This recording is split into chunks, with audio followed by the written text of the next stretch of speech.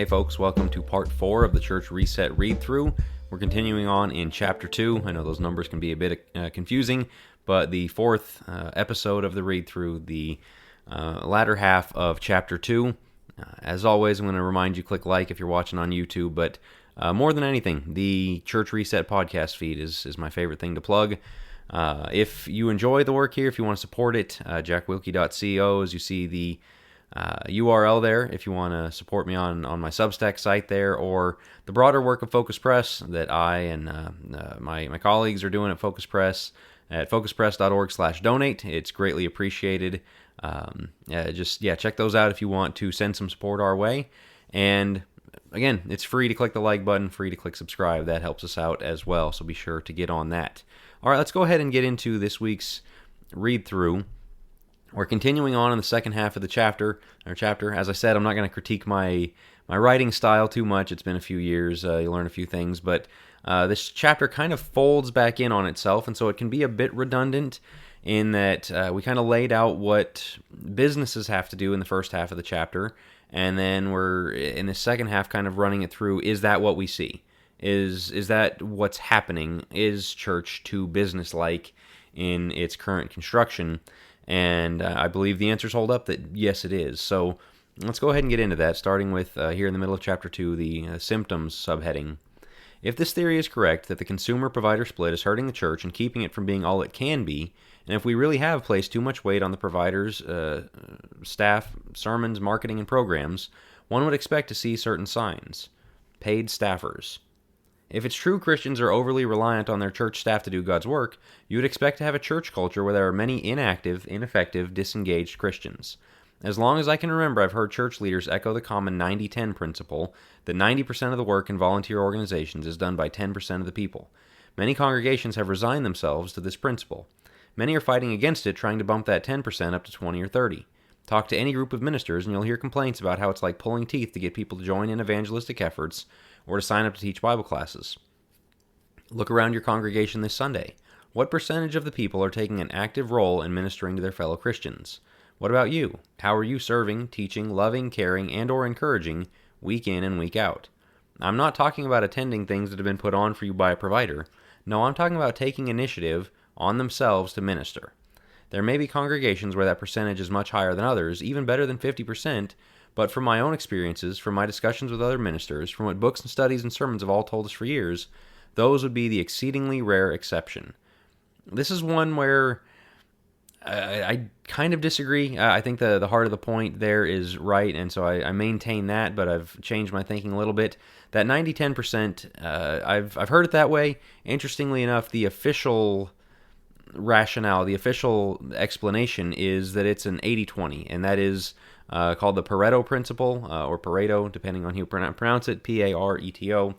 Vilfredo Pareto was a, kind of hard to break down what he was, philosopher, and I don't know. I don't know what title to give him, but he came up with that idea of 80% is done by 20%, or 20% of inputs produce 80% of the outputs. And this isn't just in churches. He wasn't focused on churches at all. He did point to that in human organization, in politics and things like that, but even in his garden, he said 20% of the plants are producing 80% of the crop.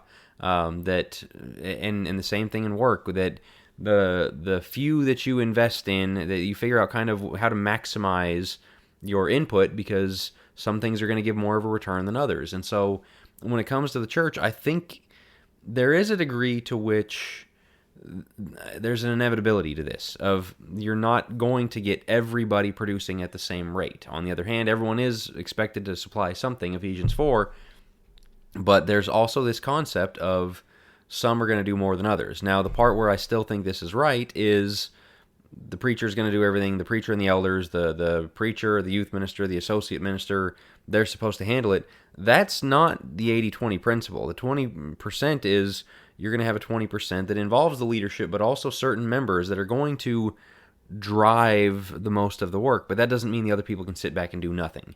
And so acknowledge that reality, but don't use it as an excuse to let everybody off the hook, I guess is what I would say. All right, continuing on. On the other side of the coin, over-reliance on staff would also make burnout among those staff members a fair expectation, and once again, that's exactly what we often see. Every year, ministers get chewed up and spit out by congregations. Plenty of ministers struggle with depression and anxiety, made worse by the fairly common belief that those who are in ministry and supposedly closest to God shouldn't ever face those struggles. In a system where ministers have to project themselves as flawless or risk losing their jobs, and in a system where ministers are expected to give and give and give and go find their spiritual and emotional nourishment elsewhere, it's no wonder we see burnout. Finally, if our church system is too reliant on the staff, you would expect to see a minister celebrity culture.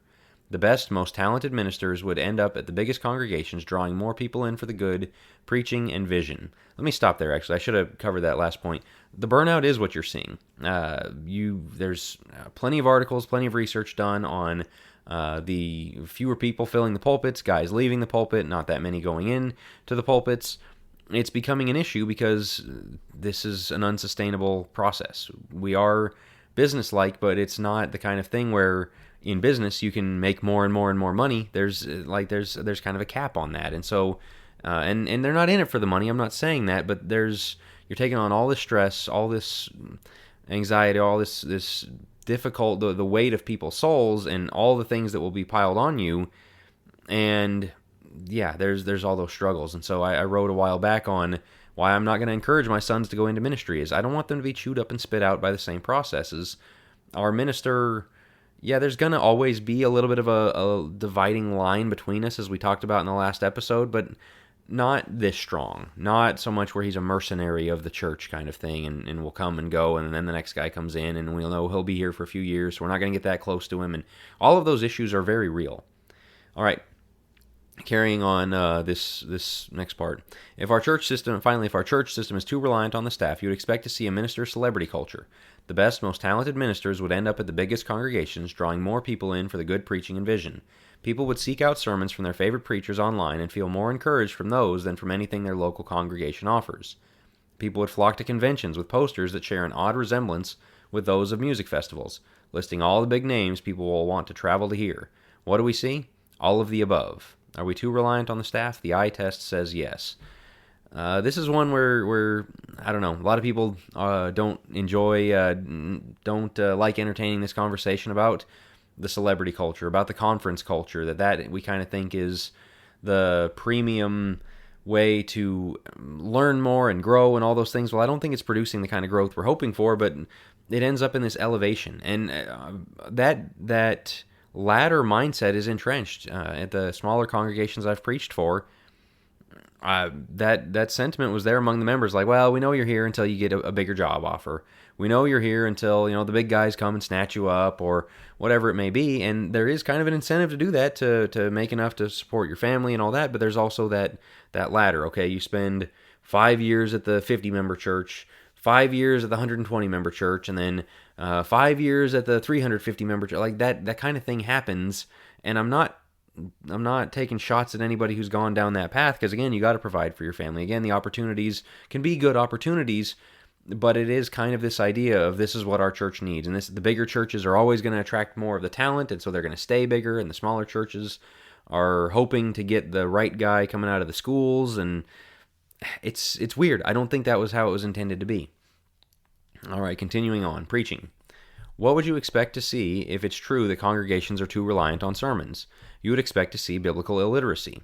If somewhere between 30 minutes and 3 hours is all the teaching a person is exposed to each week, and it's done in the one-size-fits-all manner of sermons and Bible classes, it would be difficult for them to grow to Christian maturity and to know their Bible well.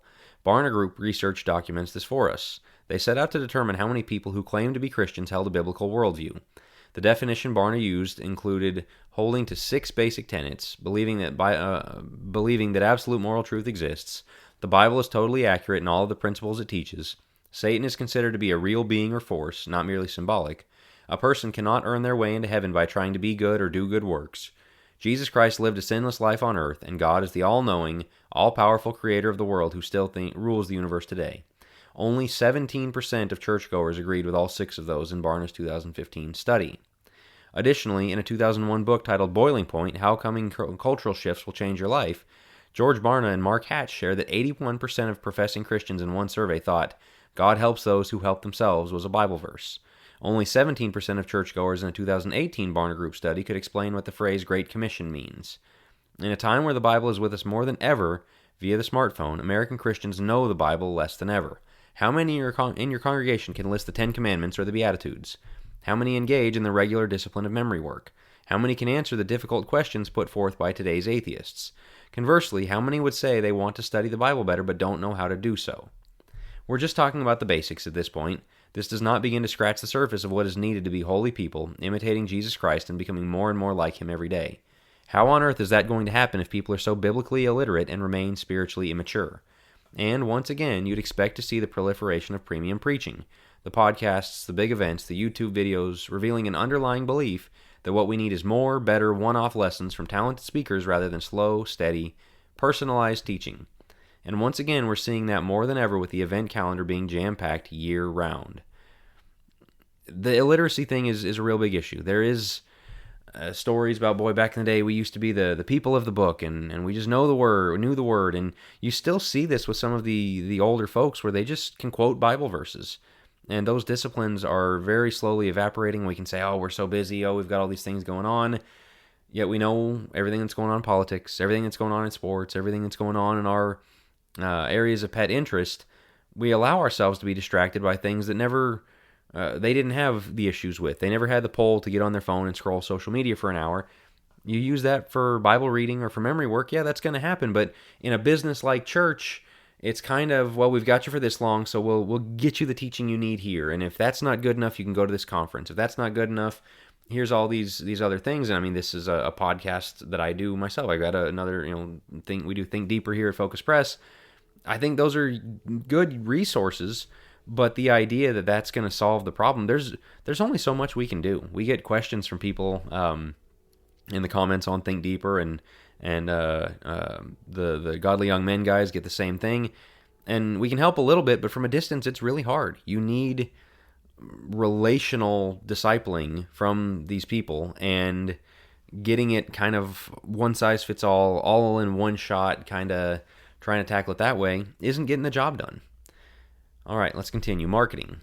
If business-like marketing truly were a problem in the modern church system, we would expect to see a number of churches opt for crowd-pleasing doctrinal errors. Just like the restaurant that is advertising their food to people has to consider what the customers want and prepare accordingly, business-minded churches are prone to all sorts of compromise as they try to keep up with the congregations around them for the attention and attendance of the community. It's hard to compete with the entertaining, energetic worship being put on by other congregations in town, and people aren't as interested in sound, Bible-based doctrine as much as they are in hearing sermons centered on them and how God is going to fulfill all their hopes and dreams.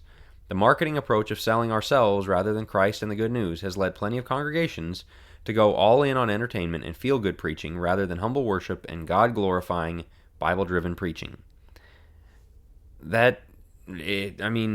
It's kind of enough said, right? It is what it is, of trying to get them to like us. I call it Sally Field evangelism, of you really like me. We really want you to like us, and therefore either we're not going to say the parts of the Bible that the culture doesn't like, or we're going to find a way to water them down, twist them, or immediately turn and start scolding Christians when we do those things, because we kind of want to be on the world's good side. Well, Christians got a real big problem with this too. Well, if they do, we should talk about it, but we can also say that these sins that the world loves are wrong. And so it's this marketing mindset of, but they'll leave if we say that. Like, that's not, we weren't called to make that call.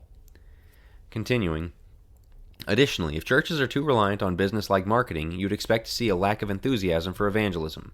The church exploded onto the scene in Acts without a building, a sign, a website, flyers, or anything else we rely on today. It's exciting to try to lead people to Jesus. It's far less exciting to try to get people to come to our church, particularly if as a customer one doesn't feel a particularly strong attachment to the church anyway. As Christianity wanes in our country generation after generation, and as younger generations grow disillusioned about evangelism, we're seeing the effects of church marketing versus gospel sharing. There is a big difference. I think they can go hand in hand if the church is a gospel-centered church that is building up a kind of Christ-like family of loving, holy people, for sure. If it's just kind of, you'll like the experience here, you'll like the preaching here, you'll like what they put on Sundays, that's not evangelism. Finally, if marketing were an issue, you would see Christians who act like customers. In a world of Yelp reviews and a customer is always right economy, customers are more empowered than ever to speak their mind and push for their own way. It's no surprise that there are excuse me, I lost my spot there. It's no surprise that there are plenty of these folks in our churches. It might be that they don't like the song selection, that the sermon was too long, that the proverbial carpet color of their choice wasn't chosen, or that they weren't specifically catered to in some way. So they complain, cause division through rumors and gossip, and threaten to leave because the customer is always right. After all, they contribute and add to the church's attendance numbers, in essence saying, I don't need you, you need me, because the church's marketing told them that. I'm not claiming every Christian is like this, or even most, but there are plenty of them out there, and they've been created by a church culture that tells them it's all about them. Church leaders cannot continue to be surprised when the people they attract as customers come in and act like customers. The old phrase, and we'll get to it later in the book once again, is what you win them with is what you win them to. And if it's, we're here for you, we want you, you are the what we're after, you're kind of our prized possession. And we even say this, you're our honored guest. Well, we're happy to have them visit, but no, it's not about them. It's not to honor them. And I get this. I don't want to read too much into a saying, but you kind of get the idea that we can treat them as like, hey, we really want you here, especially if you're more desperate, if the church isn't growing that much. And they'll act like customers. A lot of people act like church customers and treat the church as a commodity for them to come and take of as they wish. Continuing, programs. If churches are too reliant on programs, you would expect to see a number of effects, starting with the rise of megachurches. More than just about anything, if the modern church were overly reliant on programs, one would surely expect to see the rise of bigger churches and the slow demise of small churches. 2 out of 3 churches with under 100 in attendance are in decline, while most churches with an attendance of over 250 are growing. Church customers are abandoning the congregations that have less to offer and flocking to the ones that have all the programs they might want. Coupled closely with this is the practice of church shopping, where people choose congregations based on what the congregation offers them, rather than on an opportunity to serve and grow close with a spiritual family. And closely related to church shopping is the issue of church hopping. I chose the phone plan I'm on because they offered me a shiny new smartphone for free if I signed up. At the end of my contract, I'm sure I'll switch to another company when they offer me a shinier, newer smartphone. I'll keep bouncing around like that until I die because I'm a customer looking for the best deal for me. If you are under the impression that church is all about you and what they can offer you in your personal walk with God, of course you'll go where you most want to be. Can't get along with a fellow member? There aren't enough activities or kids for your family? They brought in a new preacher you don't like as much? What do? You start looking for somewhere else to go. In most areas in America big enough to house 2 or more churches of a certain type, people just move on to the church a few miles down the road, dropping the old one like an expired cell phone plan. It really is, what programs do you have? What can you offer me? How do I like it here? The smorgasbord that you've laid out for me. And so you kind of get into that discussion of, is it wrong? Well, it's not that. That's kind of the wrong question to ask, is what are you getting out of it? What results, what fruit is this bearing? And if it's bearing church customers, it's worth questioning. If it's true that we're over-reliant on programs in this organizational, business-like approach to church, one would expect to see a number of Christians living with a checklist mentality. It's vitally important to understand this principle. What we win them with is what we win them to. If we didn't get them in the door with the truth of Jesus and the dedication to following Him, we can't suddenly expect them to operate as though that's the deal. If they were one with programs aimed right at them, they are going to expect a church life continually aimed at them. Sacrificing for others, giving up more time, and being a functioning part of the church weren't part of the deal. Put on the service for them, offer them their programs, and they'll do their job of showing up and dropping money in the plate. Ask anything else, change anything up, or cater to somebody else first, and they're gone. And finally, if our business-like church were too reliant on programs, we would also see a heavily individualized Christianity. Because if people are choosing and attending their congregation because of what it offers them, it's only natural that they would view their Christianity as an individual pursuit. Take a look at Christianity from a bird's eye view, and you'll see that it's extremely deep-seated in us to think of our Christianity as a private walk. Most of the Christian living books you will ever read have a you and God focus.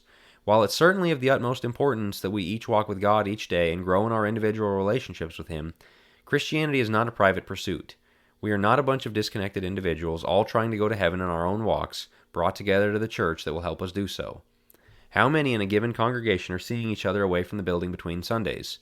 How many are opening their homes to their fellow Christians?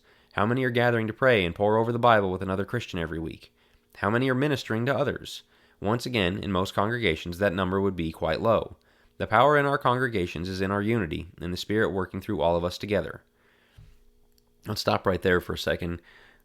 The individualized Christianity, I mean, this goes hand in hand with what church pitches to people. And again, what modern Christianity is the you and God. Here's your devotional, your time with God. And yes, you need to have that, but it also needs to have a firm grounding in community with other people, with other Christians shared together and serving each other and all of these other things. And we've gotten to the point where people think they can come to God without even going to a church. But then they also will go to a church and just be a name on the member roll, but that's about it. I mentioned a little bit back, about a page ago, about the bigger churches getting bigger, smaller churches getting smaller. This is part of it. I'm not saying it's wrong to have a big church, but it doesn't take very long before you hit a certain size before all of the elders can't know the names and faces of all their people. That's interesting. That seems to me like it's a problem. You reach a certain point, you can't know your church family members. You can't really spend time with your church family, and you're never going to be that super tight knit with everyone there. But you should kind of know who each other are. And when you reach 800 people, it's a stadium. I mean, you don't know everybody else at the football stadium either, so it doesn't work that way. And this contributes to the individualist Christianity, the choose your own adventure, plug in as much as you want Christianity. Because you can just be a fly on the wall. You can just come in, fade into the background, and go home, barely be known, barely be involved, whatever it may be. And that's, again, it's a me and God Christianity, and I come to church for what that adds to my me and God Christianity, rather than I go to church to plug in because that's what God demands of me, and that's how God is going to shape me and grow me, is through the local church. We definitely have to get back to maximizing our view of the purpose of the local church. Continuing, why isn't church more? Perhaps because the church isn't really a church. When it's run like a business by providers and for consumers, it's not a family where everybody provides for each other and looks out for each other. It's not the body God intended it to be, where every system, bone, and muscle helps the other do its job. Until we break out of the provider-consumer paradigm, wipe the slate clean, and get back to the image of church that the Holy Spirit painted for us, church can't ever be more. I'll hit the discussion questions just briefly. What does the biblical concept of church mean? What are ways we use the word? How do the two differ? Again, I think it's usually either the organization, the event, or the building. And church isn't everything. It's not an all-consuming part of life, but your connection to the church is a factor in everything you do in your life. Who you are in the workplace reflects on your church. Who you are as a parent reflects on what that church has taught you and what you are going to bring back to the church when you lead your family back to the church. I mean, every aspect of your life is in connection with the church. It's not something you participate in 1 or 2 days a week. Would you consider yourself to be on the producer side or the consumer side of the church? Again, those questions that were asked of, do you talk about the Bible with people? How are you serving people? Are you having people over in your house hospitably, whatever it may be? You don't have to do all those things, but if all you do is show up and go home, then you're on the consumer side. What can you do to lessen the divide between those two sides? And so that's the question, is looking at how to get plugged in, how to serve other Christians. And if you're already doing it, that's great. Excel still more. Look at those opportunities as they present themselves. And so just that thought I want to leave with is, if church is going to be more, it has to rise above this business thing. It has to rise above a certain few, the we are here for you kind of thing. Leadership has to view themselves as equippers, as God has put us here to very much step into people's lives and shape them to be cogs in this bigger machine, and view this machine as something beautiful, as something worth investing in. I preached on this recently of everyone, if you grew up, you got to, go to restaurants or whatever it was, your family probably had its favorite places, right? Your favorite hangouts, restaurants, whatever it may be, place to go get on a ice cream cone, whatever it was. Growing up in the Denver, Colorado area, we had a favorite Mexican restaurant, favorite Italian restaurant that come to mind. I don't go there anymore because I don't live there anymore. When I go back, I go and visit and enjoy the food, and I have fond memories, but I moved on. And every phase of your life has things like that, places or people or things that were a memory for a short time and then you moved on. I think that's what church has become. It's become this stopover in a lot of ways. It's something you're plugged into for a time, and while it serves you, while it fits with your current lifestyle, and then when that doesn't, you move on to the next church. You go invest in another congregation. You go get involved somewhere else. But really, if you view yourself as trying to put down roots there, that what I look at with my congregation is, I want my sons to be elders for that at that congregation 60 years from now. I mean, I hope they're elders before then, but like 60 years down the road, I hope they're shaping the doctrine and the direction and the mission of that congregation. That it requires investment. That requires of not thinking of it as a business that we go to twice a week to go get a good that is being offered to us in spiritual goods to take home for our own consumption. It's not that at all. It's something we are investing in, something we want to be a part of. And you have to think of church that way. And so that's going to finish up chapter 2 for us. We'll, Lord willing, come back around to next week with Church Reset, of breaking it down into what it's going to take to actually hit that reset button. And so thanks again for tuning in, whether you're catching this on YouTube. If you are, once again, hit like. If you got a comment, leave it there in the comments. And be sure you're subscribed here to Focus Press. If you're listening on the podcast app, I really appreciate it. If you're enjoying these, I hope you'll tell people about them, pass them on, share them, send a link. You can send them straight through the podcast app, straight from YouTube, wherever you're getting this. Tell them to join in. Tell them, I mean, you can have a book club. I know some folks have done that with Church Reset over the years. If you've done that before, this might be a good thing to revisit it and come along and see where my thinking's changed, see if yours has changed. And again, I love hearing from people who are invested in making the church all it can be. And so if any message, any comments you have, be sure to send it my way, and I will talk to you guys on the next one.